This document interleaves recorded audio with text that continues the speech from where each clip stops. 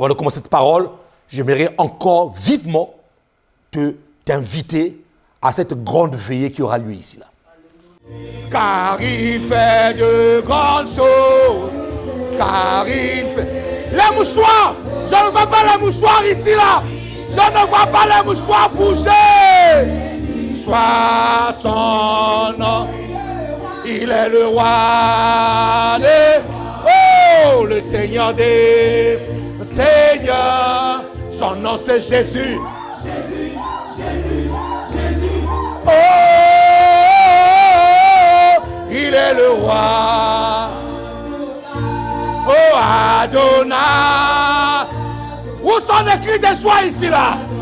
Où sont les cris de victoire ici là? Je te bénis. Adonai.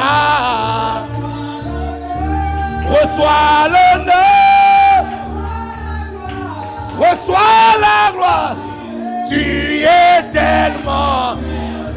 Demande à ton voisin comment on danse ici là. Adonai, Adonai, Adonai, je te bénis. Adonai, reçois l'honneur, reçois la gloire. Tu es tellement merveilleux.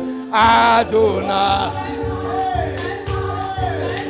tu es tellement merveilleux. Loue le Seigneur, il est le roi.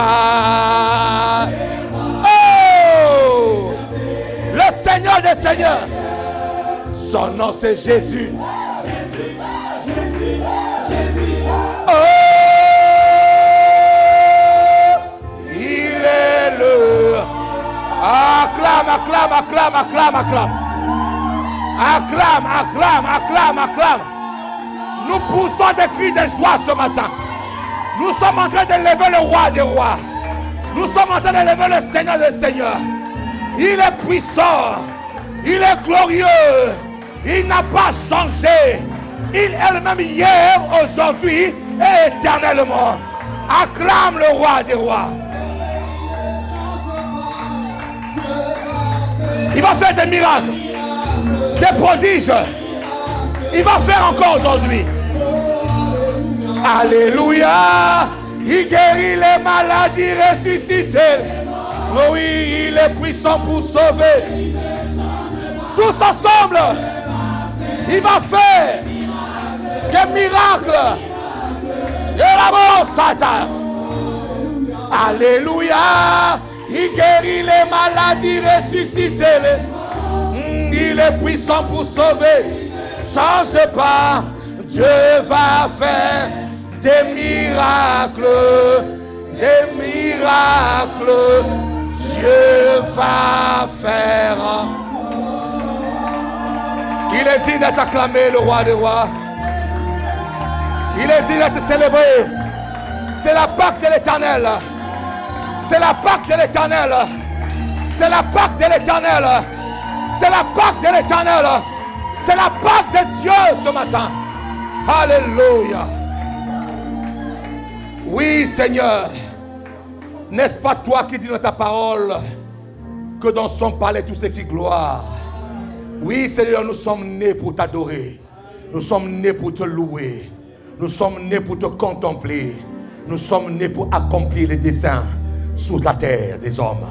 Merci pour ta grâce. Merci pour ce jour solennel, ce jour de Pâques, ce jour où tu as infligé à notre détenteur, à nos ennemis, une défaite sans précédent. Le jour où tu as dit, il y a 2000 ans sous la croix, que tout était accompli. Tu as accompli toutes choses dans ma vie. Alors rien ne saurait me manquer. Alors rien ne saurait me manquer. Parce qu'il y a 2000 ans, tu as dit que tout était accompli. Aujourd'hui, je peux marcher dans le tout est accompli de Dieu. À cause de ce que tu as accompli. Alors nous voulons t'acclamer. Nous voulons te célébrer. Nous voulons t'élever ce matin. Alléluia. Praise God. Amen. Oui, la présence de Dieu est là. Dieu aime lorsque son peuple l'adore. Dieu aime lorsque son peuple le loue. Alléluia. Avant de passer à la parole, nous allons prendre des dîmes. Toutes les personnes qui ont ramené leur dîme, lève ta main là où tu es. Ou si tu as fait le virement de ta dîme, tu lèves ta main. Si tu ramènes ta dîme, tu lèves simplement ton enveloppe. Père, par le nom de Jésus, telle est ta parole. Nous recevons ces dîmes afin que cela puisse servir pour l'avancement de ton œuvre. Que cela puisse servir, Seigneur de gloire, pour ceux qui sont démunis. Pour que cela puisse servir, Seigneur de gloire, pour tous les besoins de ton peuple, de ton église. Par le nom de Jésus, ainsi, Seigneur, libère et attache à la vie de toutes les personnes qui obéissent à ce principe, toutes les bénédictions qui sont attachées à la dîme. Au nom de Jésus, nous avons ainsi prié, nous disons Amen. Nous donnons nos dîmes au nom de Jésus. Jésus, oh, tu m'as sauvé. Tu m'as sauvé. Jésus, oh, tu m'as sauvé. Tu m'as sauvé. Jésus, oh, tu m'as sauvé. Tu m'as sauvé. Jésus, oh, tu m'as sauvé. Tu m'as sauvé. Éternel, oh, tu m'as sauvé. Tu m'as sauvé. Jésus, oh, tu m'as sauvé. Tu m'as sauvé. Éternel, oh, tu m'as délivré. Tu m'as sauvé. Tu m'as sauvé. Tu m'as sauvé. Tu m'as sauvé. Tu m'as sauvé. Tu m'as sauvé. Tu m'as sauvé. Tu m'as sauvé. Tu m'as sauvé. Tu m'as sauvé. Tu m'as sauvé. Tu m'as sauvé. Tu m'as sauvé. Tu m'as sauvé. Tu m'as sauvé. Acclame le roi des rois, le Saint des seigneurs. Praise God. Alléluia. Merci beaucoup. Si on peut prendre place dans sa merveilleuse présence. Quelle présence de Dieu. Alléluia. En vous saluant tous au nom de notre Seigneur Jésus, j'aimerais bénir la vie de toutes les personnes qui sont connectées au son de ma voix ce matin. À ceux qui sont derrière leurs écrans, que Dieu vous bénisse abondamment. Vous êtes connectés à la bonne fréquence ce matin, en ce jour de Pâques, en ce jour où le Seigneur, nous sommes simplement en train de faire ce que Dieu avait dit à son serviteur Abraham, que cela soit quelque chose qui sera fait de génération en génération. Et donc, si nous fêtons la Pâques aujourd'hui, c'est non seulement par recommandation du Seigneur, mais aussi c'est parce que nous voulons simplement nous rappeler qu'un jour, il y a un jeune homme de 33 ans qui n'avait rien demandé et qui a simplement obéi, à la voix de son père, tel un fils obéit à la voix et aux instructions de son père. Ce jeune homme de 33 ans a dit oui, alors que personne ne pouvait satisfaire les injonctions de Dieu, personne ne pouvait satisfaire le cœur de Dieu, personne ne pouvait satisfaire les obligations de Dieu. Lui seul, le Fils unique qu'il était, a répondu oui à l'appel de Dieu. Il a répondu oui à l'appel qui consistait justement à sauver les hommes, à l'appel qui consistait à prendre des hommes qui étaient perdus et enfin, finalement, de les ramener à la maison du Père. Et oui, mes amis, toi et moi, nous étions perdus. Perdus. Mais quelqu'un a dit oui pour faire en sorte que nous soyons réconciliés avec notre Père. Et cet homme de 33 ans qui, à cet âge-là, normalement, a des projets. Et oui, à 33 ans, on ne meurt pas. À 33 ans, on est plein de vie. Qui me dit amen ici, là? À 33 ans, on est plein de vie. À 33 ans, on est peut-être marié ou si on n'est pas marié, on projette de se marier, on veut faire des enfants, on veut travailler. À 33 ans, on a beaucoup de projets, on veut léguer un héritage à ses enfants, aux enfants de ses enfants. À 33 ans, on est plein de vie. Mais lui n'a pas regardé tout cela. Pendant que les hommes se battent pour laisser une maison aux enfants, pendant que les hommes se battent pour laisser un héritage. Pendant que les hommes se battent pour laisser dans les comptes en banque l'argent pour leurs enfants, lui n'a pas laissé tout ça.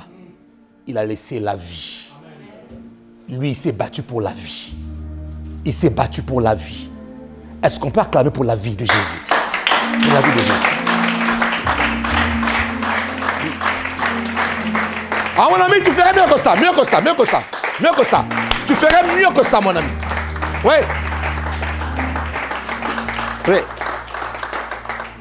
Et de nos jours, lorsqu'une personne meurt à 33 ans, on dit, oh, quel gâchis. Il est mort trop jeune. Ah, il avait l'avenir devant lui. Lui aussi avait l'avenir devant lui. Lui aussi avait l'avenir devant lui. Mais son avenir à lui consistait à donner la vie. À donner la vie, à s'oublier. La Pâque, c'est aussi un moment où toi tu dois t'oublier pour les autres. Parce que Jésus s'est oublié lui-même. Il s'est oublié lui-même pour l'humanité. Et des fois, nous nous regardons tellement nous-mêmes. Nous sommes tellement préoccupés par nous-mêmes. Moi. Un jour, il faut que tu changes un peu d'article. Dis les autres, maintenant toi. C'est ce que Jésus-Christ a fait. La Bible, en parlant de lui, il a dit, la Bible déclare ceci, Philippiens, qu'il n'a pas regardé son égalité avec Dieu. Bien-aimé, il était égal à Dieu, l'égal de Dieu. Il était l'égal de Dieu. Mais il n'a pas regardé son égalité avec Dieu comme une proie qu'on doit arracher, mais qui s'est dépouillé. Jésus-Christ a fait ce geste. Il a pris sa couronne. Il a enlevé sa couronne, il a déposé sa couronne. Il a pris toutes les bagues royales qu'il avait, il a enlevé. Il a déposé. Il a pris tous les vêtements de roi qui étaient brodés en or. Il a enlevé tous ces vêtements. La Bible déclare ceci, qu'il a pris la condition d'un homme. De Dieu qu'il était, il a pris la condition d'un être humain. Est-ce que Jésus était obligé de prendre la condition d'un être humain? Non. Il n'était pas obligé. Mais il l'a fait. Il l'a fait par amour. Il l'a fait parce que le cœur de Dieu, c'est le cœur de l'homme. Le cœur de Dieu, c'est l'homme. Dieu ne peut pas vivre sans l'homme. Oh, Dieu ne peut pas vivre sans l'homme. Le cœur de Dieu, c'est de voir l'homme près de lui. Le cœur de Dieu, c'est de voir l'homme là où il est, l'homme aussi doit être. Alors note ceci. La Pâque, c'est la méthode par excellence de Dieu. La Pâque, c'est la méthode par excellence de Dieu. La Pâque n'est pas la fête où l'on organise autour des œufs. Non. Tout à l'heure, ce matin, je me pose la question, mais pourquoi est-ce que les hommes ont rajouté, ont joint à la Pâque les œufs? Qu'est-ce que les œufs ont à voir? Alors que la Pâque, on parle de la croix, frère. La Pâque, c'est la croix. La Pâque, c'est un homme pendu à la croix. La Pâque, c'est un homme qui a pris ta place. Eh oui, frère, tu étais condamné. Nous étions condamnés. Je ne m'excuse pas. Nous étions condamnés. Donc la Pâque, ce n'est pas les œufs. Non. Ce n'est pas des Kinder avec les formes des œufs. Non. Ce n'est pas le chocolat. Non, ce n'est pas ça la Pâque. C'est beaucoup plus profond que ça. Dis avec moi, c'est beaucoup plus profond que ça. Oui. Maintenant, pour que nous puissions comprendre le contexte de la Pâque, parce que beaucoup de personnes fêtent la Pâque, mais sans pourtant comprendre le contexte de la Pâque. Pourquoi est-ce que la Pâque a été instituée? Pourquoi est-ce qu'aujourd'hui, des milliers d'années plus tard, jusqu'à présent, cette fête a de l'impact pour nous qui croyons? Cette fête a de l'influence pour nous qui croyons. Qui me dit Amen? Alors, pour nous mettre ainsi dans le contexte du texte, ou de ce que nous sommes en train de célébrer aujourd'hui, il fut un jour où un homme, ne connaissant pas Dieu, cet homme-là avait ses dieux. Cet homme-là avait sa conception de Dieu. Il servait le Dieu de ses pères. Il était dans, je peux le dire clairement, dans ce qu'on appelle le fétichisme. Il était dans ce qu'on appelle l'idolâtrie. Un jour, l'inconnu vient à lui. L'inconnu vient le trouver. Quelqu'un qu'il ne connaissait pas. L'histoire d'un homme commence toujours par l'inconnu. L'histoire de ta vie a commencé par l'inconnu, frère. Et même lorsque ton père et ta mère décident de t'avoir un jour, eux-mêmes, ils étaient dans l'inconnu, ne sachant pas que ça allait être un sexe masculin ou féminin. Donc ton histoire a commencé de l'inconnu. Et l'histoire de cet homme aussi a commencé dans l'inconnu. Alors qu'il servait ses dieux, alors qu'il avait ses pratiques, un Dieu lui a apparu. Il avait d'autres dieux. Mais curieusement, lorsque ce Dieu-là lui apparaît, et ce Dieu-là lui demande de quitter sa patrie et de partir dans un pays qui lui montrerait, il n'a obéi. Il n'a pas regardé au Dieu qu'il servait. Il n'a pas regardé à la configuration de sa famille. Il n'a pas regardé aux intérêts qu'il avait. Il n'a pas regardé à la vie qu'il menait. Il a entendu une voix et cette voix l'a convaincu dans son cœur et cet homme s'est levé, cet homme est parti. Ça s'appelle la foi. La foi, tu entends, tu reçois quelque chose dans ton cœur, tu te lèves et tu agis. Et c'est ce que cet homme a fait.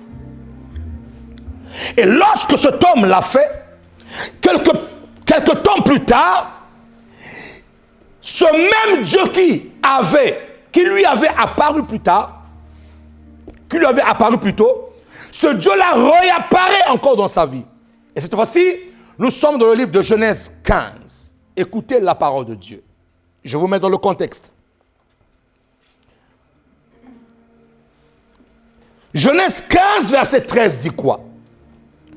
Et bien évidemment, vous avez deviné avec moi que cet homme c'est Abraham, n'est-ce pas? Parce que nous lisons la Bible. Alors Genèse 15, verset 13 dit quoi? Et l'Éternel dit à Abraham, ou Abram, selon que celui qui veut le prononcer, sache que tes descendants seront étrangers dans un pays qui ne sera point à eux. Ils y seront asservis et on les opprimera pendant 400 ans. Voilà un homme qui reçoit ce Dieu et qui reçoit par la foi la vie de Dieu et qui décide de partir, mais qui reçoit aussi une parole, qui reçoit aussi une promesse et qui reçoit aussi une parole de ce Dieu qui dit ta progéniture, ta descendance sera étranger dans un pays. Un pays qui n'est pas le leur. Mais ce peuple, ton peuple à toi, sera asservi. Ce que moi j'appelle, les ténèbres de Dieu. Tu ne l'as pas voulu, mais Dieu t'a fait entrer dans ces ténèbres à lui. Et lorsque Dieu te fait entrer dans ces ténèbres à lui, certainement c'est parce que Dieu veut me tirer gloire dans ta vie à toi. Qui me dit amen ici là. Donc avant même que le peuple ne sorte, avant même que Israël soit Israël, il y avait déjà une parole sur leur vie, qu'ils seront asservis. Qu'ils seront asservis. C'est pour ça, bien-aimé, lorsqu'il y a une épreuve dans ta vie, lorsqu'il y a une difficulté dans ta vie, tu dois apprendre à fléchir tes genoux et à localiser, à savoir d'où vient le problème. Qui me dit amen ici là? Parce que le plus souvent, nous risquerons de combattre celui qui est l'auteur de l'épreuve. Israël était en Égypte parce que c'est Dieu qui l'avait voulu. Et il y en a qui m'entendent ici là. Il y a des situations que tu traverses. Je vais t'épargner le combat spirituel pour rien du tout. Des fois, ce n'est pas des sorciers. C'est parfaitement le plan de Dieu pour ta destinée. C'est parfaitement le plan de Dieu pour ta destinée. C'est parfaitement le plan de Dieu pour ta destinée. Toutes les fois que tu rencontres Dieu, et ça je veux que tu le comprennes, Église, toutes les fois que tu rencontres Dieu, Dieu fera de ta vie une histoire. Dieu veut que tu puisses avoir une histoire à raconter. La question que je me pose, qu'est-ce que Israël a mérité pour être esclave en Égypte? Très bonne question à poser. Très bonne question à poser. Qu'est-ce que Israël a mérité? Qu'est-ce qu'ils ont fait? D'ailleurs, qui est parti trouver Abraham? Est-ce qu'Abraham a dit à Dieu, Seigneur, viens me prendre? Non! Est-ce que c'est Abraham qui a dit à Dieu, donne-moi une postérité? Non! Ce sont les décisions de Dieu. Écoutez-moi très bien. Le Dieu que nous prions, ce n'est pas un Dieu irresponsable. De la même manière qu'il t'a appelé, de la manière qu'il t'a fait sortir de son sein spirituel, Dieu est responsable de tout ce qui t'arrive dans ta vie à toi. Et Dieu n'est pas irresponsable, frère. Voici un peuple en train de croupir sous les chaînes pour quelque chose qu'ils n'ont pas demandé. Pour quelque chose qu'ils n'ont pas demandé. Mais c'est parce qu'il a pointé un homme du doigt. Dieu t'a pointé du doigt. Tu n'as pas demandé, mais il t'a pointé du doigt. Et les difficultés qui t'arrivent, c'est parce que Dieu t'a pointé du doigt. Et penses-tu que Dieu va être irresponsable? Non. Il est responsable de ce qui t'arrive. Ah ouais. Frère, Dieu n'est pas irresponsable. Mais pourquoi? Parce que Dieu veut laisser une histoire. Israël n'avait pas d'histoire avec Dieu. Abraham avait une histoire avec Dieu. Mais la progéniture, mais la descendance n'avait pas d'histoire. Alors, la captivité. Dieu a prophétisé la captivité pour que ce peuple-là puisse avoir une histoire avec Dieu. Parce que l'histoire se transmet de génération à génération. Lorsque Dieu t'appelle, il ne voit pas que toi, il voit les générations futures derrière toi. Est-ce que je parle à quelqu'un ici là? Oh Seigneur, pourquoi je souffre? Oh Seigneur, pourquoi ce problème? Oh Seigneur, pourquoi ceci? Dieu te donne l'histoire parce qu'il ne s'agit pas que de toi, il s'agit de tes enfants, des enfants de tes enfants, des enfants, des enfants, des enfants et tes enfants. Il faut qu'un jour, que quelqu'un dise qu'un jour, mon père avait servi l'Éternel, mon Dieu. Donc, je vais dire à une personne ce matin, arrête de te plaindre. Tu es en train d'investir pour des générations futures. Ta souffrance ou le chemin par lequel tu passes est justifié parce qu'il faut que l'histoire puisse rester. Et les hommes retiennent souvent les histoires extraordinaires qui ont marqué la vie des personnes. Quand tu n'as pas d'histoire à raconter, les hommes vont t'oublier. Mais quand tu as une histoire à raconter, les hommes ne pourront jamais t'oublier. Donc ce que tu vis là aujourd'hui, c'est pour que tu sois immortel. Bien que mort est parti au ciel, mais ton histoire sur la terre va continuer à impacter les générations. Qui peut acclamer le Seigneur ici là? Oui, oui, oui. Donc, mes amis, et lorsque Dieu a permis aux Égyptiens de pouvoir prendre en esclavage ce peuple, ils croyaient qu'ils avaient le monopole. Vous savez, il y en a qui vous emprisonnent, il y en a qui vous matent, il y en a qui vous écrasent. Ils croient qu'ils ont le monopole sur votre vie. Ils ne savent même pas que c'est le plan parfait de Dieu. Et que ce qu'ils sont en train de faire dans votre destinée là, ça va s'arrêter un jour. Ah, quelqu'un n'a pas dit amen ici là. Je dis ça va s'arrêter un jour. Toutes les conspirations, tous les complots, tout ce que les hommes veulent faire dans ta destinée, je te dis, c'est le plan de Dieu, ça va s'arrêter un jour. Et comme nous parlons de la Pâque, là, ça va s'arrêter même aujourd'hui là même. Oh, je dis ça va s'arrêter aujourd'hui même. Dis avec moi, Seigneur, ça va s'arrêter aujourd'hui. Parce que c'est la Pâque de l'Éternel. Qui peut acclamer le Seigneur ici là?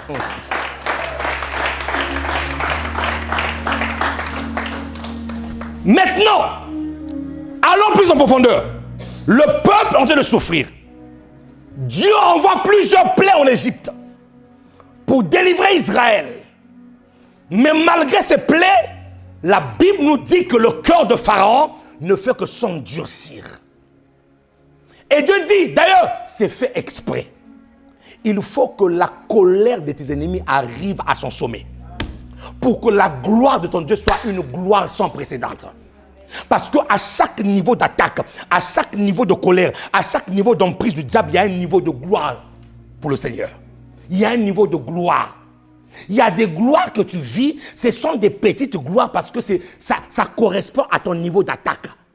Mais si ton attaque est tellement grande, il y aura un autre niveau de gloire aussi pour le Seigneur. Qui me dit amen ici là? Maintenant, lorsqu'on parle de la Pâque, il y a deux éléments importants à comprendre. Lorsqu'on parle de la Pâque, il y a deux éléments importants qu'il faut saisir. Sans ces deux éléments-là, il n'y a pas la Pâque. Je suis en train de vous mettre dans le contexte. Pourquoi est-ce que la Pâque a été instituée? Sans ces deux éléments-là, il n'y a pas de Pâque. Sans ces deux éléments-là, tu peux dire Pâque, Pâque, Pâque, Pâque, Pâque, Pâque, Pâque. Il n'y a pas de Pâque. Prends avec moi.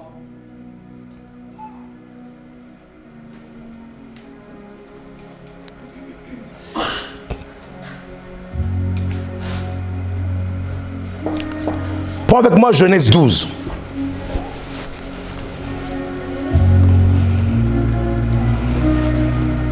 Non, Exode plutôt, s'il te plaît. Pardonne-moi. Exode 12.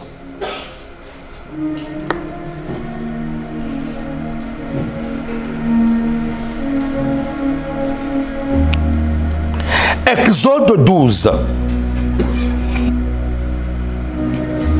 À partir du verset 1. L'Éternel dit à Moïse et à Aaron, dans le pays d'Égypte, ce mois-ci sera pour vous le premier des mois.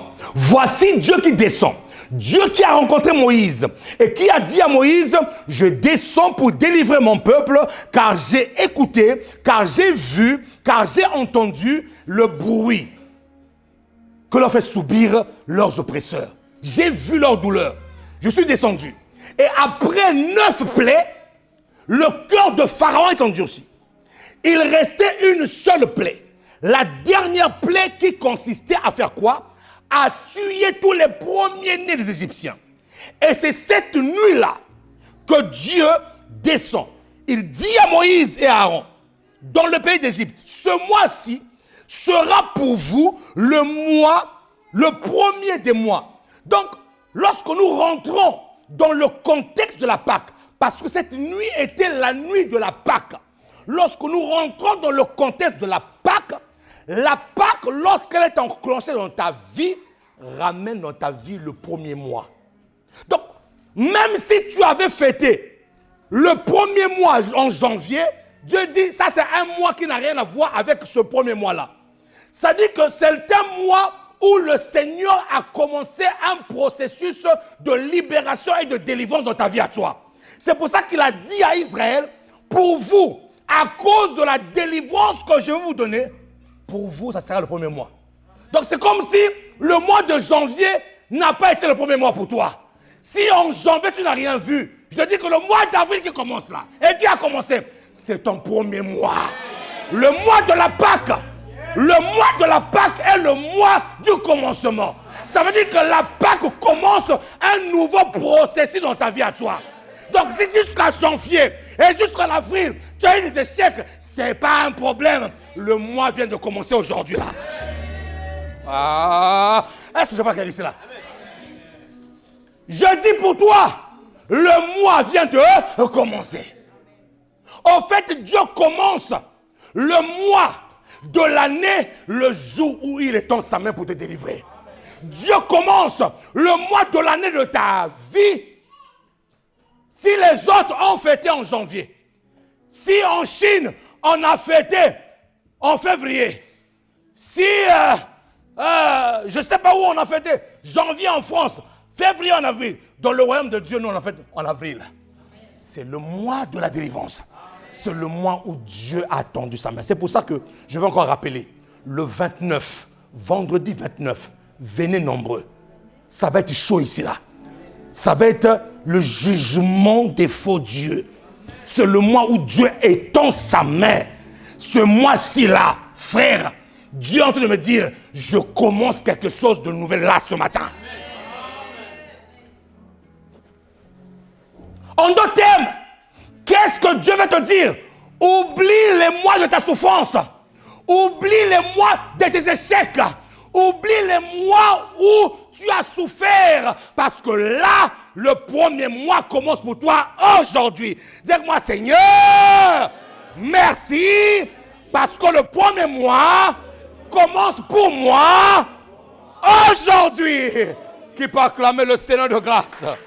Ouais. Ouais. Ouais.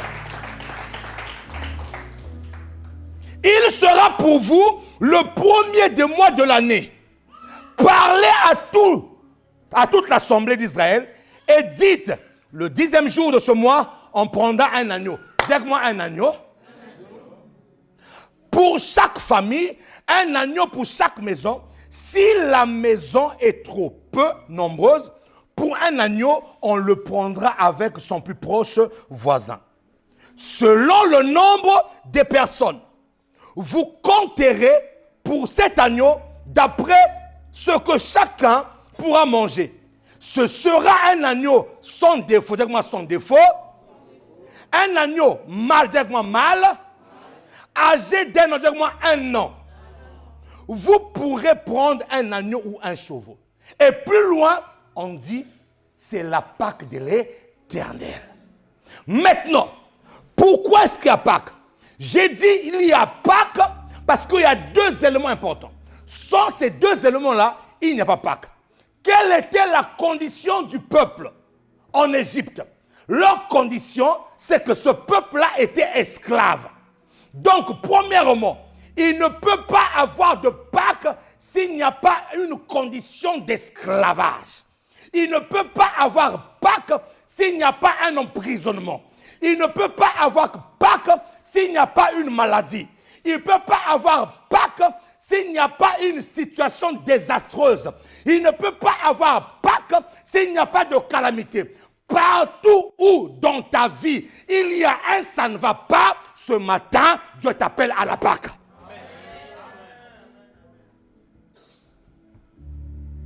Partout. Et quand je parle comme ça, Dieu me dit, dis au peuple de commencer à voir leur vie. Là où il y a un, ça ne va pas, la Pâque va se vivre aujourd'hui là.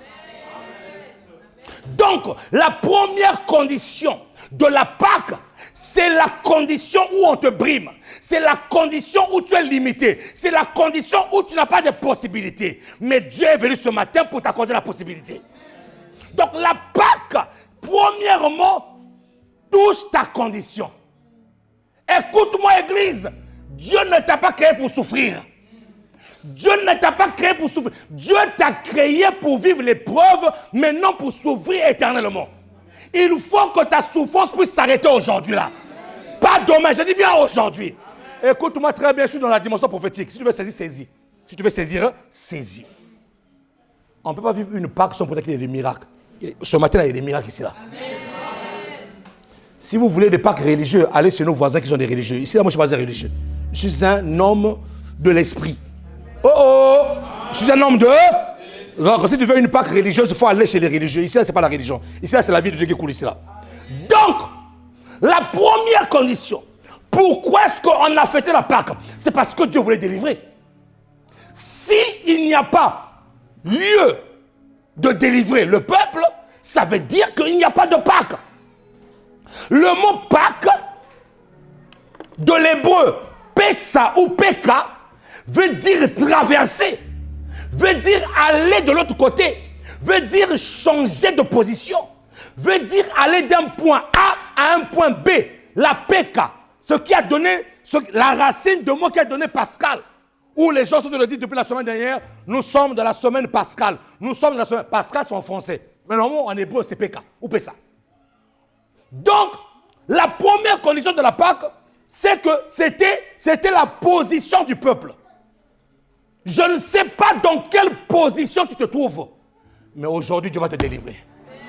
Le simple fait que tu sois exposé au son de ma voix, ta délivrance a commencé aujourd'hui là. Je te le dis, ta délivrance a commencé aujourd'hui. Deuxième condition. Qu'est-ce qui faisait la Pâque? Non seulement la condition du peuple que Dieu devait changer, mais aussi, pendant l'institution de la Pâque, il y a un élément très important. Il y a un élément très important à souligner, c'était l'agneau. Donc, il n'y a pas de Pâque sans agneau. C'est pour ça que je vous ai dit au préalable que pour qu'il y ait Pâque, il faut deux éléments. La condition du peuple et l'agneau. L'agneau est l'élément vecteur. L'agneau est l'élément qui va agir pour que finalement que le peuple puisse connaître ce qu'on appelle la Pâque. Est-ce que quelqu'un me suit ici là? Est-ce que quelqu'un me comprend ici là? La Pâque veut dire Pessa, veut dire sortir. C'est pour ça que le livre d'Exode est appelé Exode. Le mot Exode veut dire la sortie. Exodus, qui veut dire partir d'un point A à un autre point. Dans Exode, il y a l'expression ex. Ex veut dire sortir. Exit, sortir. Brexit. La Grande-Bretagne qui est sortie de l'Union européenne. Brexit, sortir, ex. Toutes les fois que vous entendez ex, sorti. C'est pour ça que quand tu étais dans le monde là, celui-là, ton ami là, celui qui tu as, on l'appelait ex. Parce que tu étais sorti.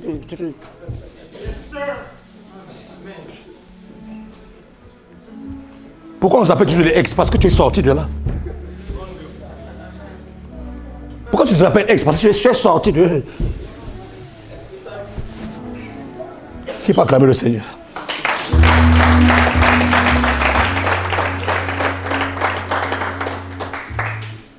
Maintenant, toutes les fois qu'il y a Exodus, toutes les fois qu'il y a exit, toutes les fois qu'il y a sorti, un agneau doit mourir selon Dieu. Amen.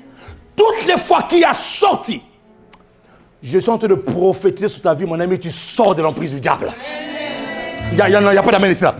Je prophétise sur ta vie que l'exodus de ta vie a commencé aujourd'hui. Je te vois en train de prendre tes bagages et de sortir. Je te vois en train de prendre le large. Qui me dit amen ici là? Qui me dit amen ici là? Et donc la Pâque, la sortie, l'exodus est toujours associé à un sacrifice. Beaucoup de personnes ne sortent pas de là où ils sont parce qu'ils n'ont pas la notion du sacrifice. Il a fallu un sacrifice. Il a fallu l'agneau.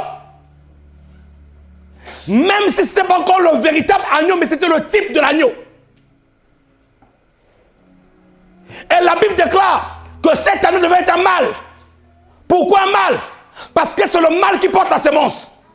En d'autres termes, au travers d'Israël, Dieu était en train d'enfanter un nouveau peuple.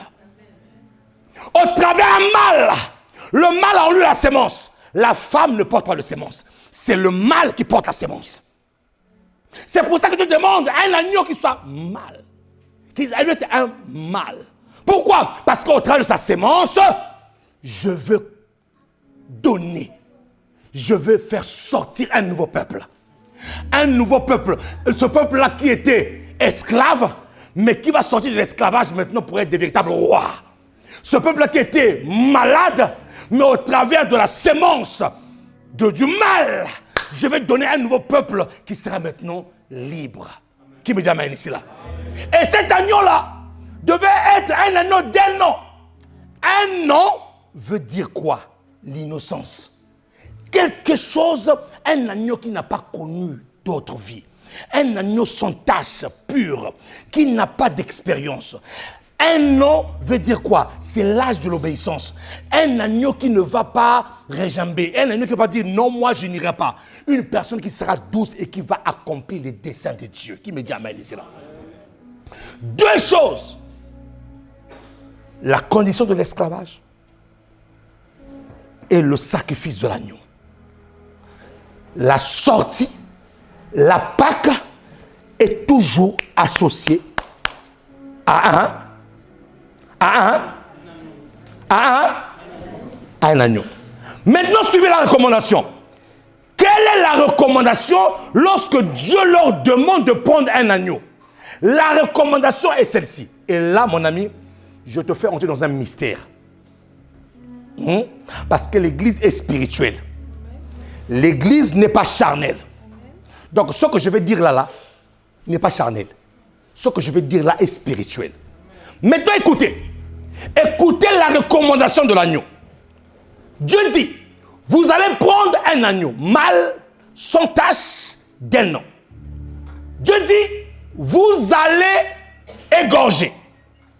Vous prenez le sang de l'agneau. Vous le mettez sur les linteaux des portes. Et vous prenez l'agneau. Vous allez rôtir l'agneau. Vous allez préparer l'agneau. Oh Seigneur. Ah, je vais te faire entrer dans ce mystère-là, frère. Je vais te faire entrer dans les choses mystérieuses de la parole de Dieu. Vous allez préparer l'agneau. Et lorsque vous préparez l'agneau, vous mangerez l'agneau. C'est pour ça qu'on dit manger la Pâque. La Pâque, ça se mange. La Pâque n'est pas un concept un peu venant de l'illusion. Non. Vous mangerez la Pâque. Donc, manger la Pâque, c'est manger l'agneau. Maintenant, la Bible dirait ceci. Avant de manger cet agneau-là, cet agneau doit passer dans le sacrifice. Pourquoi est-ce qu'avant de manger l'agneau pascal, cet agneau doit être sacrifié? Et tout en sachant que lorsque nous sacrifions un animal, nous le sacrifions pour un Dieu. Nous dédions cet animal-là au Dieu. Le sacrifice qui est fait là est un sacrifice à l'honneur de qui? De l'Éternel. L'apôtre Paul, dans le livre de Corinthiens, nous a parlé des viandes sacrifiées aux idoles. Qu'est-ce que l'apôtre Paul dit aux Corinthiens? Il dit aux Corinthiens que abstenez-vous des viandes sacrifiées aux idoles. Pourquoi? Parce que dans la ville de Corinthe, il y avait des idolâtres. Et ces idolâtres-là s'amusaient, vous voyez, à faire culte, à rendre culte aux faux dieux. Et lorsqu'ils finissaient de rendre culte aux faux dieux en sacrifiant des viandes, en sacrifiant des animaux, qu'est-ce qu'ils faisaient? Ils prenaient ces mêmes viandes-là, ils partaient le vendre au marché. Donc il y a des gens qui dans le marché mangeaient des viandes des démons.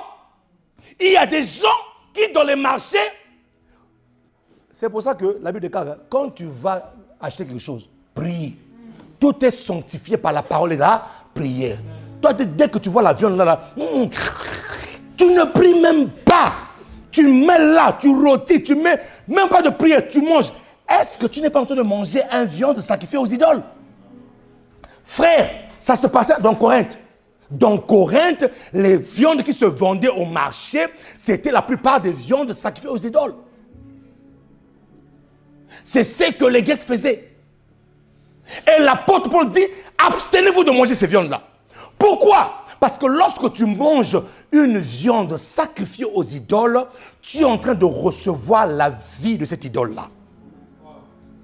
Lorsque tu manges une viande sacrifiée aux idoles, la vie de ce Dieu qu'on a vénéré, en sacrifiant cette viande-là, cette vie-là prend possession de toi. Donc, pendant la Pâque, lorsque Dieu dit sacrifier l'agneau à l'honneur de l'Éternel et ensuite rôtir l'agneau, manger l'agneau, Dieu est en train de dire, je vais maintenant prendre possession de mon peuple. La Pâque, c'est le moment où le Seigneur entre, prend les commandes de ta vie. La Pâque, Dieu n'agit plus à l'extérieur de toi, Dieu maintenant agit à l'intérieur de toi. Pourquoi? Parce que lorsque l'on sacrifie l'agneau vers Dieu, cet agneau-là est dédié à Dieu. Oh Seigneur. Hey. La vie de Dieu descend dans l'agneau. Lorsque Abraham devait aller, Genèse 18, sous le mont Moria, aller sacrifier son fils Isaac, le fils a demandé à son père, « Père, voici le feu, ceci est le bois, mais où est l'agneau pour le sacrifice ?» Il dit, Dieu se pourvoira lui-même de l'agneau. Donc Dieu se donnera lui-même l'agneau. Dieu donnera sa vie. Vous voyez, le sacrifice de l'agneau, c'est la vie de Dieu. Lorsqu'on prend un agneau et que l'on dédie à Dieu, c'est la vie de Dieu qui entre là. Donc ce jour-là, Israël a mangé le corps de Dieu. C'est la même scène que Jésus-Christ a eu avec ses disciples lors de la Pâque. Avant d'aller à la croix, il les a réunis autour de la table avec son corps et son sang. Il n'y a pas de victoire avec Dieu. Oh, je vais choquer quelqu'un. Si tu ne manges pas Dieu.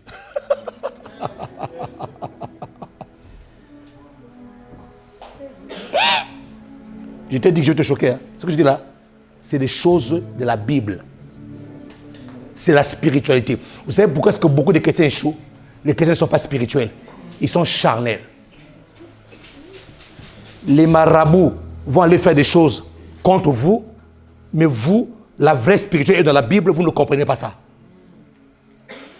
Jésus qui se met devant les disciples, il dit, celui qui ne mange pas mon corps, ne boit pas mon sang, n'a pas la vie. Frère, ils étaient 120 disciples. Ils sont regardés, j'expliquais ça hier ici à l'école biblique. Ils sont regardés, ils disent, hein? Quoi? Celui qui ne mange pas mon corps, qui ne boit pas mon sang, n'a pas la vie. Ils ont dit, hein? Enfin, de 120 disciples, ils sont retrouvés avec 12 disciples. Les autres sont partis. Ils ont dit, cette parole est trop dure. Cette parole est trop compliquée à l'entendre. Comment on peut manger le corps d'une personne? Comment on peut boire le sang d'une personne? Et Jésus se tourne vers les disciples et dit, hé, les 12 là, oh, vous faites quoi là? Faut partir? Comme on dit chez nous en Côte d'Ivoire, faut partir. Partez. Faites quoi là? Et Pierre qui prend la parole, il dit, Seigneur, à qui d'autre irions-nous? C'est toi qui as des paroles de la vie. Merci. C'est toi qui as les paroles de la vie. À qui d'autre irions-nous? Qui peut acclamer le Seigneur de grâce ici là?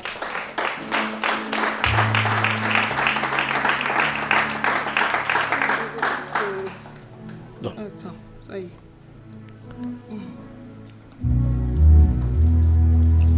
Merci. C'est toi qui as des paroles de la vie. À qui d'autre irions-nous? Donc, il faut que tu comprennes ce mystère.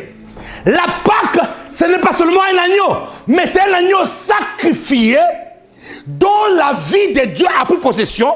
Et lorsque nous le mangeons, nous mangeons la vie de Dieu. Or, lorsque la vie de Dieu habite en toi, aucune maladie ne peut résister. Aucun envoûtement ne peut résister. Parce que celui qui va oser te manger, Dieu. Ah, Seigneur. Ah, le mystère de Dieu. Ah, le mystère de Dieu. Celui qui va oser te manger, met Dieu en lui. Voyez, il est plus simple de détruire une personne de l'extérieur. Il est souvent compliqué de détruire une personne de l'intérieur. Une maladie qui est extérieure est facile à soigner qu'une maladie qui est intérieure.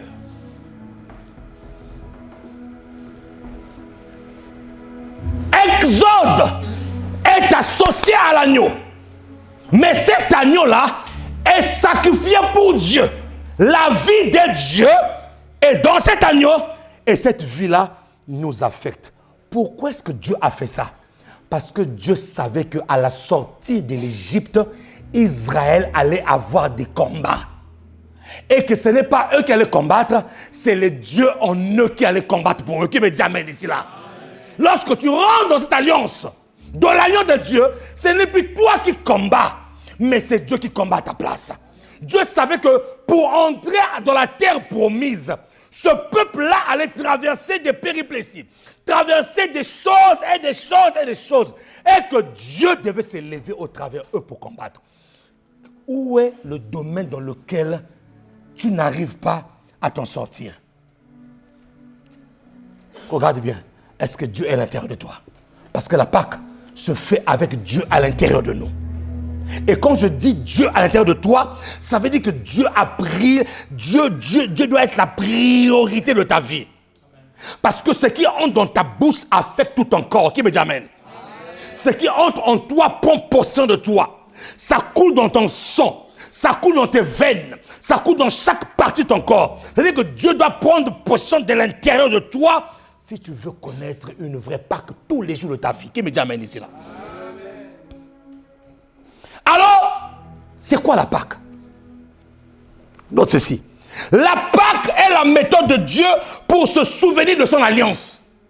Quand nous fêtons la Pâque, nous sommes en train de dire ceci. Dieu est en train de vouloir dire, c'est une méthode que j'ai mis en place pour que je me souvienne de l'alliance que j'avais faite avec mon peuple.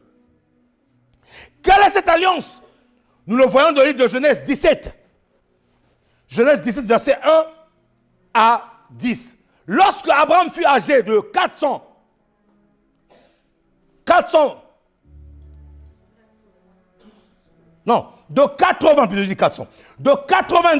19 ans, l'Éternel apparut à Abraham et lui dit, je suis le Dieu Tout-Puissant, marche devant ma face et sois intègre. C'est ici mon alliance, voyez, c'est ici mon alliance que vous garderez entre moi et vous et ta postérité après toi. Tout mâle parmi vous sera circoncis. Lorsque nous fêtons la Pâque est la méthode de Dieu pour se souvenir de son alliance. Pour se souvenir de son alliance. Deuxièmement, la Pâque est la méthode de Dieu pour accomplir sa promesse. Lorsque nous fêtons la Pâque comme aujourd'hui, Dieu veut accomplir sa promesse. C'est la méthode que Dieu a employée pour accomplir sa promesse. Et ça, on peut le voir dans Genèse 2, verset 7. L'Éternel apparut encore à Abraham et dit, je donnerai ce pays à ta postérité. Et Abraham bâtit là un autel à l'Éternel qui lui était apparu. Alors, je t'annonce ce matin, si tu as une promesse de Dieu, en fêtant la Pâque, Dieu va accomplir sa promesse dans ta destinée à toi. Qui me dit amen ici là? Parce que la Pâque est la méthode de Dieu pour accomplir la promesse. C'est par la Pâque que Dieu finalement a accompli la promesse. Troisième chose qu'il faut noter. La Pâque est la méthode de Dieu pour exercer son jugement sur tes ennemis. C'est au travers de la Pâque que Dieu a jugé tous les faux dieux égyptiens. Donc s'il y avait des faux dieux qui parlaient encore sur ta destinée, à cause de la Pâque aujourd'hui, ils sont jugés au nom de Jésus de Nazareth. Ils sont jugés. C'est la méthode de Dieu pour juger tes ennemis. Pour juger. Et lorsqu'on juge, lorsqu'un juge entre pour faire son audience, il annonce des lois et des décrets. En cette Pâque, il y a des lois et des décrets qui sont annoncés sur ta destinée. Qui me dit amen ici là? C'est la méthode de Dieu pour exercer son jugement. Exode 12, verset 12. Cette nuit-là, je passerai dans le pays d'Égypte et je frapperai tous les premiers-nés du pays d'Égypte, depuis les hommes jusqu'aux animaux. Suivez la suite. Et j'exercerai des jugements contre tous les dieux égyptiens. Je suis l'Éternel. Donc, lorsque tu fêtes la Pâque aujourd'hui, souviens-toi une chose, que c'est une méthode de Dieu pour juger les faux dieux dans ma vie. Quatrième chose, continue de noter, la Pâque est la méthode de Dieu pour protéger son peuple. La Pâque est la méthode de Dieu pour te protéger toi. La Pâque est la méthode de Dieu pour te protéger. Je répète encore, la Pâque est la méthode de Dieu pour te protéger. Lorsque tu célèbres la Pâque, tu es en train de rappeler à Dieu, Seigneur, tu es l'Éternel qui me protège. Tu es le Dieu de ma protection. Et ça, tu peux le voir dans le livre d'Exode, toujours verset 13. Donc le verset qui suit. Le sang vous servira de signe sur les maisons où vous serez. Je verrai le sang et je passerai par-dessus vous. Et il n'y aura point de plaie qui vous détruise. Quand je frapperai le pays d'Égypte. Je frapperai le pays d'Égypte, mais sur vous, à cause du sang, vous serez protégés. Qui me dit amen? Je frapperai le pays. Il y aura des fléaux. Et peut-être même ici en France, des maladies, des ceci. Mais surtout à mon peuple, il y a une protection divine. Est-ce que je ne veux pas guérir ici là? Il y a une protection divine. Dis Seigneur, sur ma maison, sur ma vie, il y a une protection divine. Voilà. La Pâque, c'est la méthode de Dieu pour protéger son peuple. Lorsque tu prends Exode 8, verset 18. Exode 8, verset 18. Suivez. Mais en ce jour-là, je distinguerai le pays de Goshen ou Goshen. Je distinguerai le pays de Goshen où habite mon peuple, et là, il n'y aura point de mouche, afin que tu saches que moi, l'Éternel, je suis au milieu de ce pays-là. Qu'est-ce que Dieu a fait? Lorsque Dieu est en train de frapper l'Égypte, il a pris son peuple, il a mis son peuple à Goshen. Goshen est le lieu de protection. Que veut dire Goshen? Goshen veut dire le lieu du soleil. Que veut dire Goshen? Goshen veut dire terre de force. Que veut dire Goshen? Goshen veut dire terre herbeuse. Et là maintenant, quand je donne cette définition-là, je m'apprête à prophétiser sur ta vie. Dieu a pris Israël, il a mis Israël à Goshen. En d'autres termes, les fléaux qui étaient en train de toucher les Égyptiens, ceux qui n'avaient pas d'alliance avec Dieu, ces mêmes fléaux-là ne te touchera pas. Pourquoi? Parce que Dieu t'a mis à Goshen. Dis-moi, Seigneur, je suis à Goshen. Que veut dire Goshen? Goshen veut dire le lieu du soleil. Pendant qu'en Égypte, il y a les ténèbres de Dieu sur ta destinée, je prophétise le soleil de justice. La lumière brillera sur toi. Même si c'est les autres, c'est les ténèbres, chez toi, il y aura de l'éclat. Est-ce que je parle à quelqu'un ici là? Goshen veut dire le lieu où le soleil brille. Lève-toi, dit Esaïe, et sois éclairé, car ta lumière arrive. Sur les nations, il y a les ténèbres, mais sur ta destinée, la lumière brille. Qui me dit amen ici là? Goshen veut dire terre de force. Et j'aimerais prophétiser encore. Là où les hommes et les femmes seront faibles, toi tu auras la force de Dieu. Là où les gens abandonneront parce qu'ils seront faibles sur ta destinée, sur ta vie, il y a une main forte qui va te soutenir. Qui me dit amen ici là? Goshen veut dire terre herbeuse. Oh, dis-moi terre herbeuse. Non, dis-le comme un vivant, terre herbeuse. Parce que je vais prophétiser encore terre herbeuse. Je prophétise sur ta vie, frère, que là où il y aura des crises économiques, toi tu vivras dans la provision divine. Parce que la terre herbeuse veut dire quoi? Que la terre qui pousse, qui fait jaillir, qui donne de la moisson. Là où les gens pleureront. En Égypte, Seigneur, alléluia.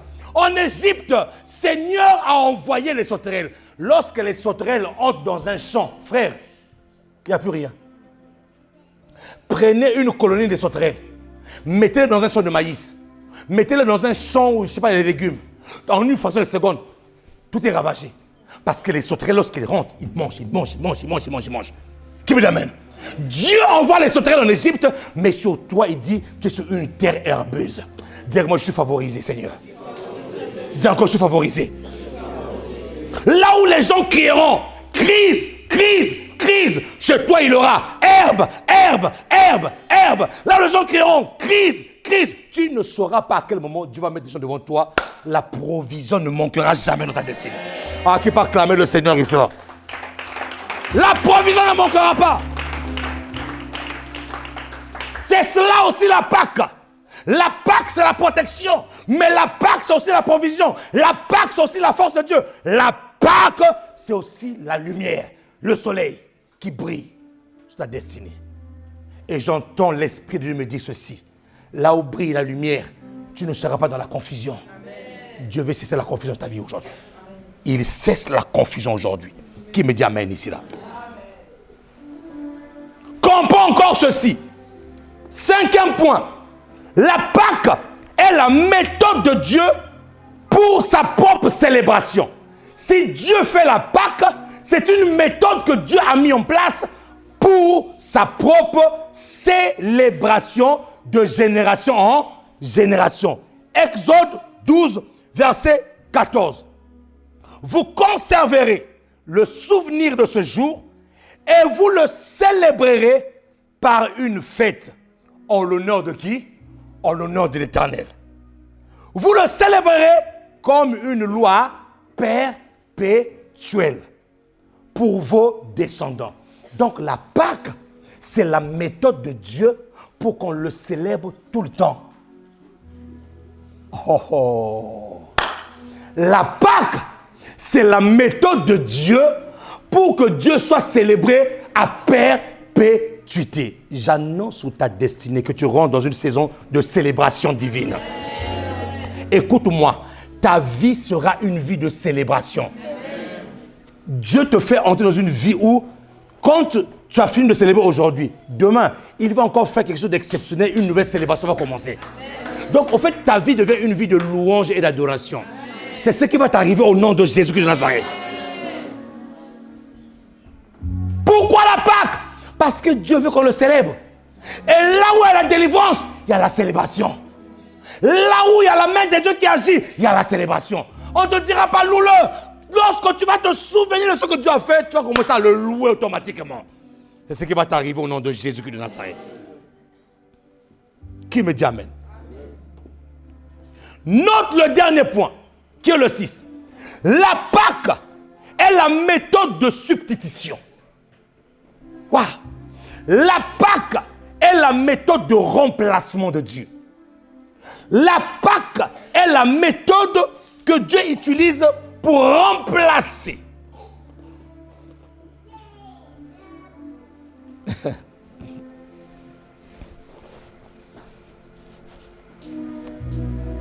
Alléluia. Pour juger les Égyptiens, qu'est-ce que Dieu a envoyé comme dernière plaie? Il a envoyé la mort. Dieu a envoyé la mort sur tous les premiers-nés égyptiens. Maintenant, pour sauver Israël de la captivité, Dieu aussi a envoyé la mort. Mais cette fois-ci, cette mort-là n'était pas sur les premiers-nés des Hébreux, mais c'était sur l'agneau de Dieu. De l'autre côté, pour juger, il a envoyé la mort, mais la mort sur les premiers-nés égyptiens.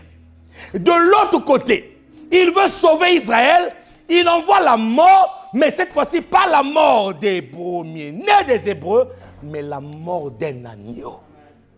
Donc la Pâque, c'est la méthode de Dieu pour se remplacer, pour substituer. Là où tu étais prévu, là où la condamnation était pour toi, Dieu te remplace, frère. Là où la mort était prévue pour toi, Dieu remplace. Là où toi tu allais mourir, il te sauve la vie, il le remplace par quelqu'un d'autre. Oh, qui va acclamer le Seigneur ici là. Waouh, Seigneur. Waouh. Et c'est ce qui s'est passé à la croix. Qu'est-ce qui s'est passé à la croix? À la croix, il y a eu ce qu'on appelle la substitution. Parce que la croix était réservée pour des brigands, pour des malfaiteurs, pour des pécheurs, pour des personnes qui avaient mal agi. Mais Jésus s'est substitué. Jésus a pris notre place. C'est pour ça que je dis que la Pâque, c'est la méthode de Dieu pour la substitution. La Pâque, c'est la méthode de Dieu pour le remplacement.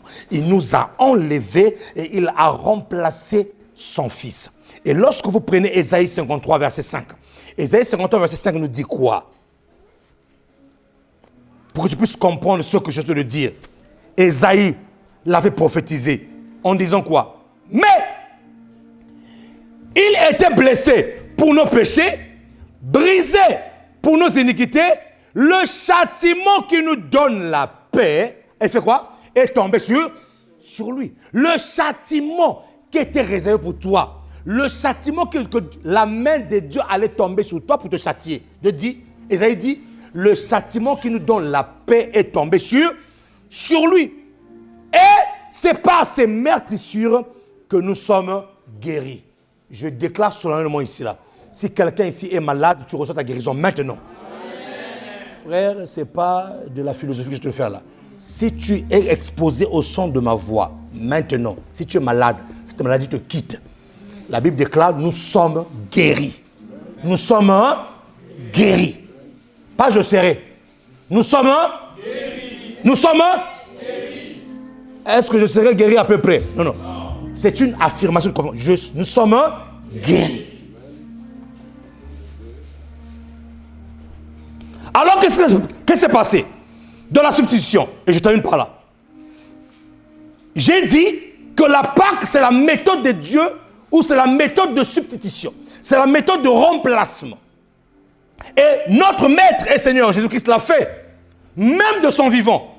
Avant même qu'il puisse connaître la véritable Pâque, Jésus-Christ avait déjà commencé à annoncer sa Pâque en délivrant les hommes. Prenez avec moi le texte de Matthieu 27, versets 15 à 16.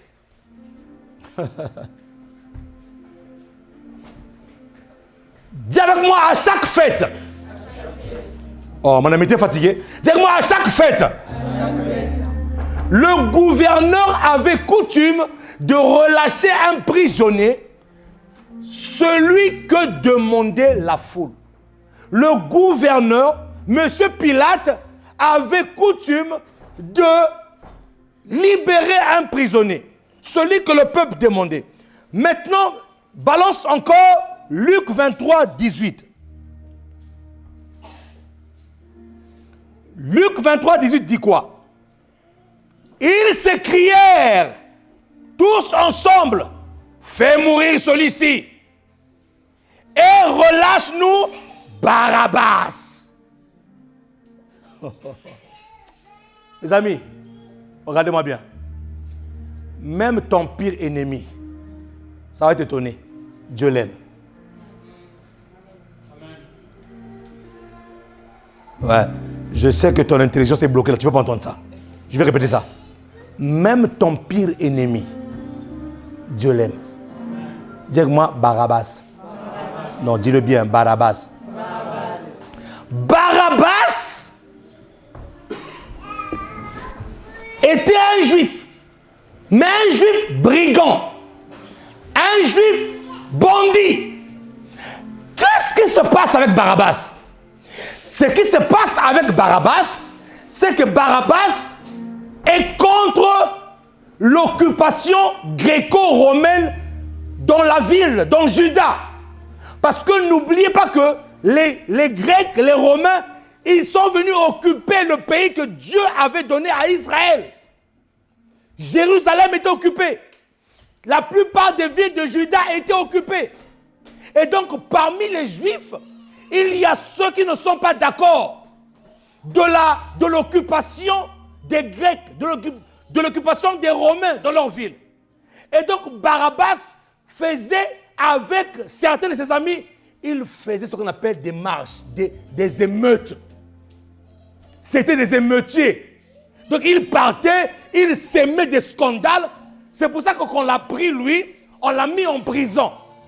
Donc, en d'autres termes, Barabbas était un prisonnier politique. Oh, qui me suit là?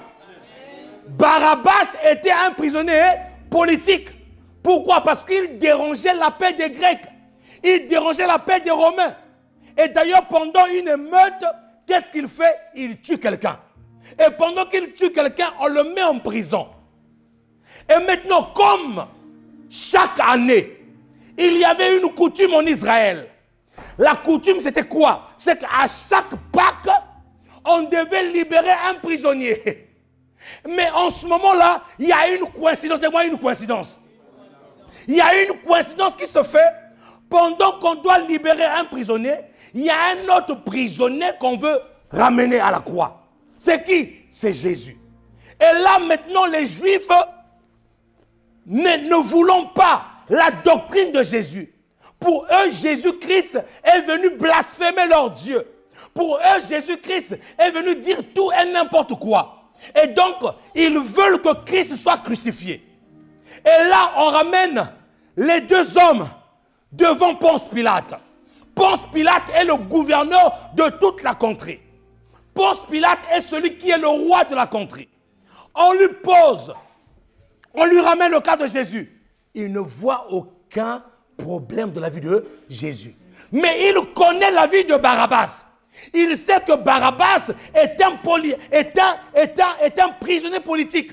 Il sait que Barabbas est celui qui trouve sa paix. Parce que lui était gouverneur dans cette ville-là. Mais là, on présente deux personnes. Celui qui n'a rien fait et celui qui a fait quelque chose. Oh oh. Celui qui n'a rien fait et celui qui a fait quelque chose. Et finalement, le gouverneur est dans l'embarras. Il sait que celui-là, c'est un meurtrier. Si je le relâche, il va troubler ma paix. Et d'autre côté, lui n'a rien fait. Mais pourquoi est-ce qu'on lui demande d'aller à la croix? Alors, il se tient devant le peuple. Il dit au peuple, que voulez-vous? Qui voulez-vous que je libère? Tous ont crié à l'unanimité, Barabbas, Barabbas, Barabbas. Dire-moi, c'est normal. Dis encore, c'est normal. Dis encore moi, c'est normal. Que veut dire Barabbas? Barabbas veut dire fils de son père. Ou fils du père. Maintenant, suivez. On est dans une configuration terrible. Lui s'appelle fils du père. Mais Jésus aussi est fils du père. Maintenant, la bonne question qu'il faut se poser, entre les deux, qui est le véritable fils du père? Pose la question à ton voisin. Voisin, qui est le véritable fils du père? Barabbas est un nom araméen. Bar, fils. Abba, père. Fils du père. Maintenant, on se trouve dans une configuration au tribunal où il y a deux fils du père. Parmi les deux, qui est le...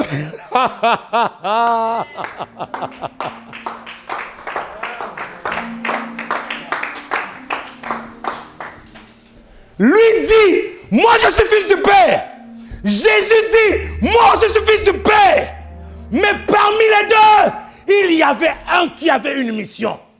Nous n'allons pas être sauvés par le sang de Barabbas. Le sang de Barabbas était le sang de la condamnation.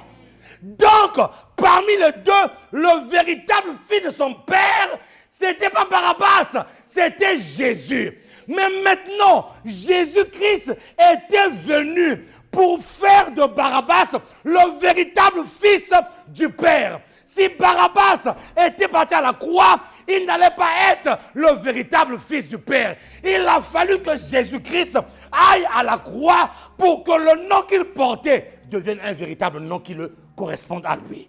Fils de son Père. Qu'est-ce que Jésus-Christ a fait là? Il a fait la substitution.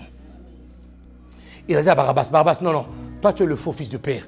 Le vrai fils du Père, c'est moi. C'est moi qui dois aller à la croix pour faire de toi le véritable fils du Père. Et donc, lorsque tout le monde crie à l'unanimité, crucifiez Jésus, c'est normal. Parce que même les Juifs, eux-mêmes, parmi les deux fils, ne comprenaient pas que le vrai fils qui devait aller à la croix, ce n'est pas Barabbas, mais c'est Jésus le Christ de Nazareth. C'est lui qui devait partir à la croix pour faire de Barabbas le véritable Fils. Jésus, au travers de la Pâque, a fait de nous des véritables fils. Amen. Et si tu es fils, et si tu es fille, tu as tes droits. Tu as le droit de vivre en paix. Tu as le droit de vivre heureux.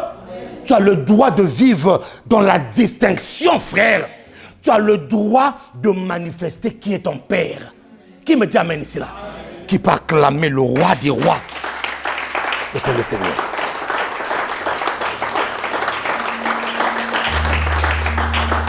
C'est quoi la Pâque?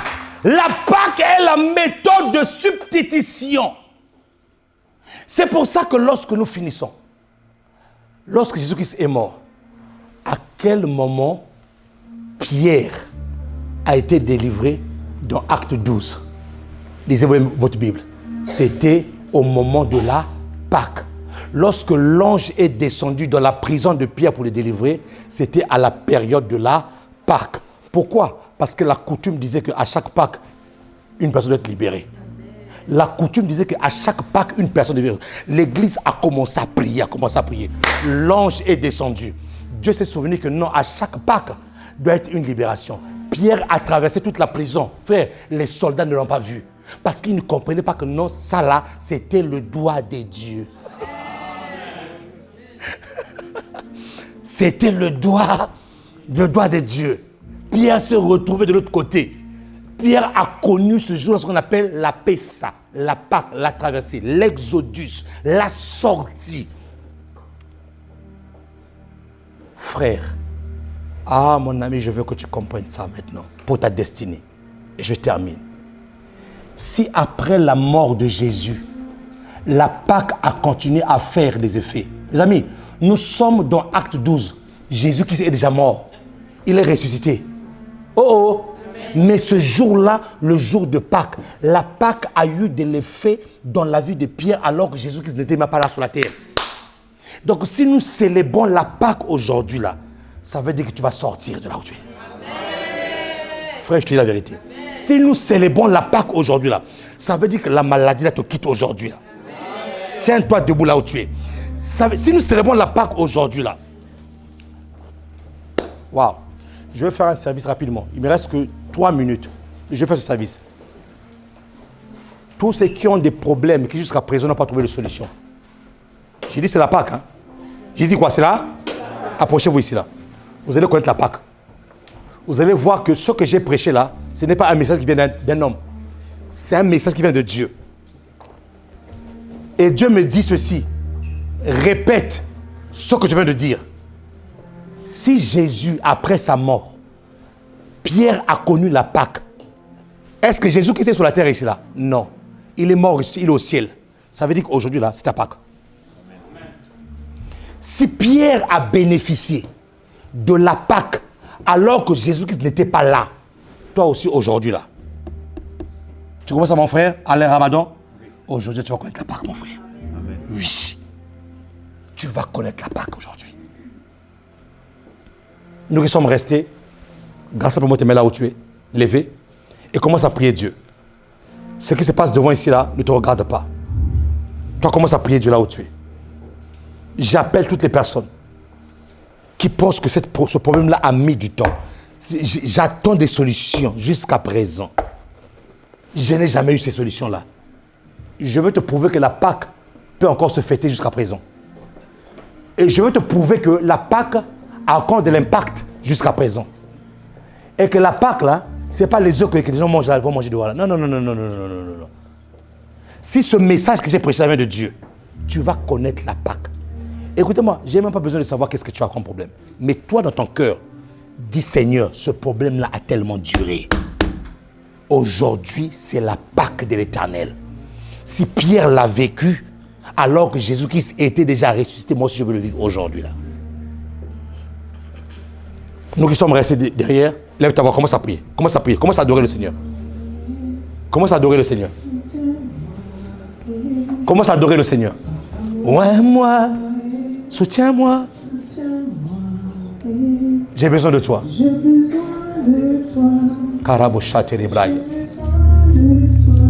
Toi qui es resté là, commence à adorer ce moment. Commence à prier le Seigneur. Commence à prier Dieu. Commence à prier Dieu. Soutiens-moi, j'ai besoin de toi, j'ai besoin de toi. Élève ta voix là où tu es, commence à prier, commence à prier, commence à prier. Je n'entends pas de prières ici, là. Je n'entends pas de prières. Commence à prier le Seigneur, commence à prier le Seigneur. Commence à prier le Seigneur. Commence à prier le Seigneur. Commence à prier le Seigneur. Commence à prier le Seigneur. Aujourd'hui, j'appelle la Pâque dans le nom Ce n'est pas seulement une fête. C'est la main de Dieu qui va descendre sur ta vie aujourd'hui. C'est la puissance de Dieu qui va descendre sur ta vie aujourd'hui. Jésus, j'appelle la Pâque. Ouin-moi et soutiens-moi et Papa ouin-moi. Arebo sotori abas. Dis Seigneur, je veux vivre la Pâque aujourd'hui. Pierre a connu sa Pâque. Moi aussi je vais connaître ma Pâque aujourd'hui, Seigneur. Soutiens-moi. Reçois la Pâque de l'Éternel, reçois. Reçois la Pâque de Dieu, reçois, reçois. Maintenant, au nom de Jésus. Que cette situation change. Et tu verras qu'aujourd'hui c'est ta Pâque. Reçois au nom de Jésus. Maintenant. Maintenant. Maintenant. Je n'ai pas besoin de savoir ton problème. Mais je te dis c'est la Pâque. C'est la Pâque. Reçois la Pâque. Reçois. Reçois. Reçois. Reçois. Ta traversée. Ta Pâque. Au nom de Jésus. Reçois ta Pâque. Reçois ta Pâque. Reçois ta Pâque. Tu le reçois maintenant. Au nom de Jésus. C'est la Pâque de l'Éternel. Reçois-le. Reçois ta Pâque. Maintenant. Maintenant. Maintenant. Que la puissance de Dieu descende maintenant. Et que la Pâque soit effective. Que la Pâque soit effective. Que la Pâque soit effective. Que la Pâque. Maintenant. Maintenant. Sois libre. Sois libre. Sois libre. Sois libre. Sois libre. Sois libre. Nom de Jésus. Reçois la Pâque. Reçois la Pâque. Reçois la Pâque. Que tu puisses vivre ta Pâque aujourd'hui. Pas demain. Aujourd'hui. Reçois. Au nom de Jésus. Que la Pâque. Que la Pâque. Reçois la Pâque. Reçois la Pâque. Reçois la Pâque. Dans ce domaine-là, oui. Dans ce domaine-là, oui. Reçois la Pâque. J'ai besoin de toi. Proclame la Pâque. Je prophétise la Pâque sur ta destinée. Au nom de Jésus. Reçois-le. Reçois-le. Que la Pâque de Dieu soit visible. Pas demain, aujourd'hui. Reçois. Reçois. Reçois. Au nom de Jésus. Acclame le Seigneur là où tu es.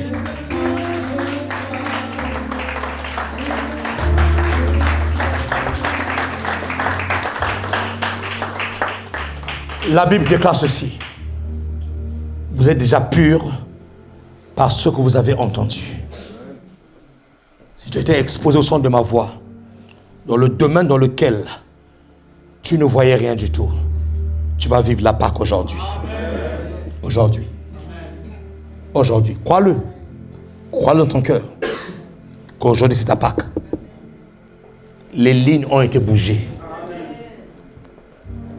Je dis bien, les lignes ont été bougées. Il faut que tu le crois. Au nom de Jésus. Acclame le Seigneur. Nous allons tous passer à la table du Seigneur. Nous avons parlé de l'agneau pascal et nous voulons communier.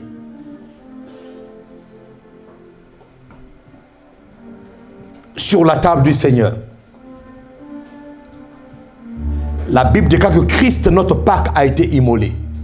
Christ, notre Pâque, a été immolé. Christ, notre Pâque, a été immolé.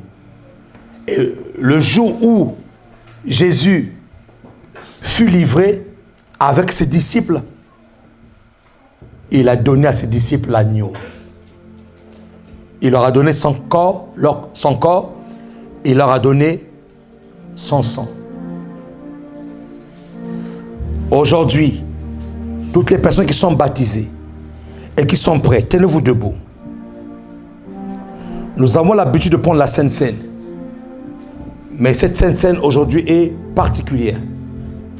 Parce que nous sommes en temps de célébration. Nous sommes en train de célébrer la mort et la résurrection. Nous avons dit qu'il ne peut pas avoir Pâques s'il n'y a pas sacrifice. Il ne peut pas avoir Pâques s'il n'y a pas une condition, une situation désastreuse. Le sang et le corps de Jésus vient pour mettre de l'ordre dans ta vie aujourd'hui. Père, je te prie, au moment où nous célébrons la Pâque, il n'y a pas de Pâques s'il n'y a pas de sang. Alors le sang vient pour un but, libérer son peuple. Nous le faisons comme tu l'as institué à tes disciples, la nuit où tu fus livré.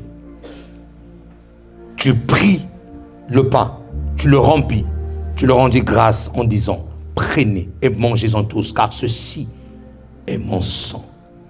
Tu as pris ensuite la coupe, tu as rendu grâce et tu as prié en disant, prenez, buvez-en tous, car ceci est le sang de l'alliance. La nouvelle alliance, le sang qui a été rompu, le sang qui a coulé pour plusieurs, pour la rémission de nos péchés.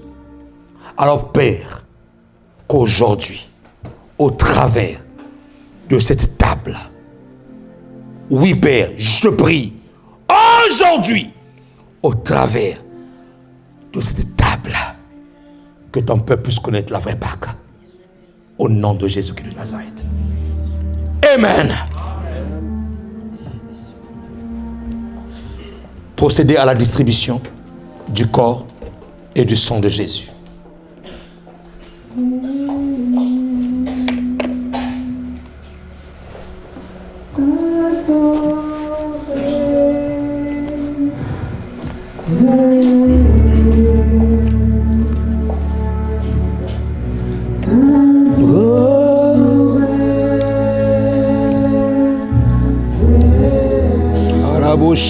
Brandis Keria Bashatari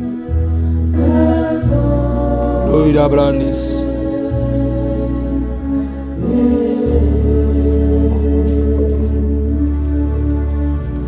Adon Oh Alarebo Seterebo Shai Erebra Tadon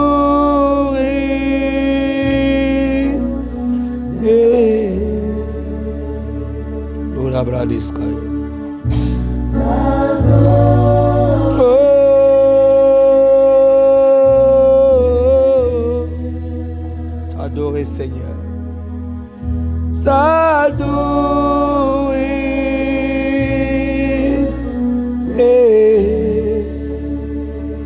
Oh, des bras d'escaria basse. Oh, la bras d'escaria. Ah Seigneur,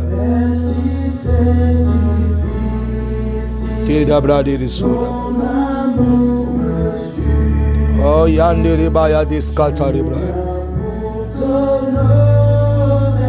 oh de brandes carabaya. Merci Seigneur. Alléluia. Tu es le Dieu très haut. Alléluia. Merci Seigneur. T'adorer Seigneur. T'adorer.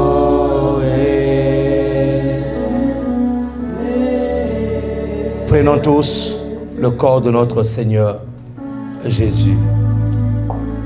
Et pendant que tu le prends, la Pâque est en train de s'opérer dans ta vie maintenant.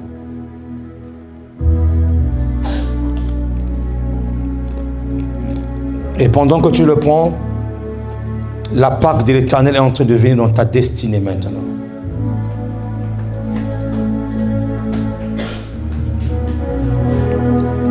Dieu me parle d'une personne ici qui est oppressée. Pendant que tu prends le corps de Jésus et le sang de l'agneau, l'oppression est en train de te quitter. L'oppression n'a plus sa place dans ta destinée. Prenons tous la coupe de son sang qui a coulé pour nous, pour la rémission de nos péchés, par le nom de Jésus.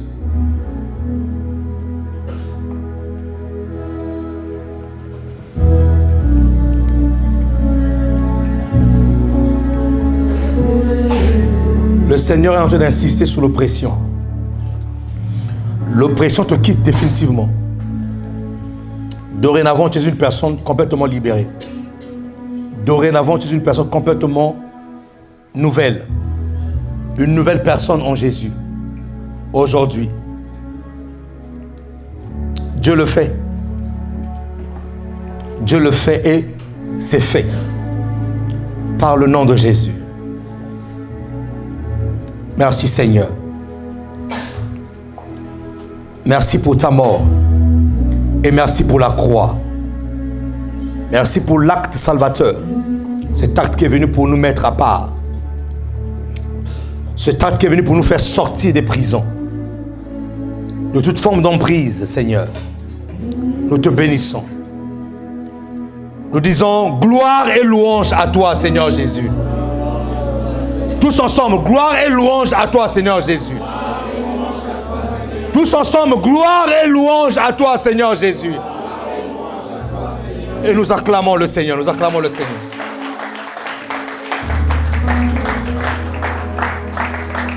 Alléluia. Très bien, mes amis, nous sommes arrivés à la fin de ce culte, qui n'est pas la fin de la célébration, bien sûr. Comme il a été dit, la Pâque se mangeait. Alléluia. Donc à la fin, ne partez pas. Il y a une table qui a été dressée généreusement pour vous. Passons un moment de convivialité, un moment de communion fraternelle. Autour de cette table, mangeons quelque chose. Et pendant que tu sois en train de manger ça, dis en toi-même que je mange la Pâque de l'Éternel. Alléluia. Je suis en train de manger la Pâque de l'Éternel. Je dis, fais-le. Dis Seigneur, là je mange ta Pâque là. Voilà. Va autour de cette table-là avec un frère. Discuter, partager, et c'est un moment de convivialité. Qui dit Amen ici, là? Garde tes mains levées là où tu es. Père, merci pour ta grâce. Merci pour ce temps fort où nous nous souvenons qu'un homme est mort pour nous donner la vie en abondance. Aujourd'hui, au travers de ta parole, plusieurs personnes ont connu la traversée. Plusieurs personnes viendront pour témoigner la grandeur de ton nom. Oui, ton peuple viendra pour témoigner.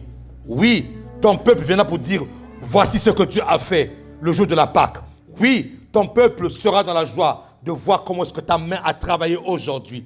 Oui, ton peuple n'est plus captif. Oui, ton peuple sort des préjugés. Oui, ton peuple sort des prisons. Oui, ton peuple peut témoigner ta grandeur et ta puissance de ce que tu es vrai, de ce que tu as donné. Tu as livré l'agneau en sacrifice pour nos vies. Que cette semaine qui commence soit une semaine d'une véritable Pâque. Que toute la semaine soit une semaine de témoignage de ce que Dieu est en train de faire en ce moment. Au nom de Jésus. Soyez bénis et soyez bénis au nom de notre Seigneur Jésus. Et les saints disent Amen. Nous acclamons le Seigneur. Poussons des cris de joie comme des véritables victorieux, comme des véritables personnes qui ont traversé, comme de véritables personnes qui sont allées de l'autre côté. Nous acclamons le Seigneur, car il est bon le Seigneur. Amen.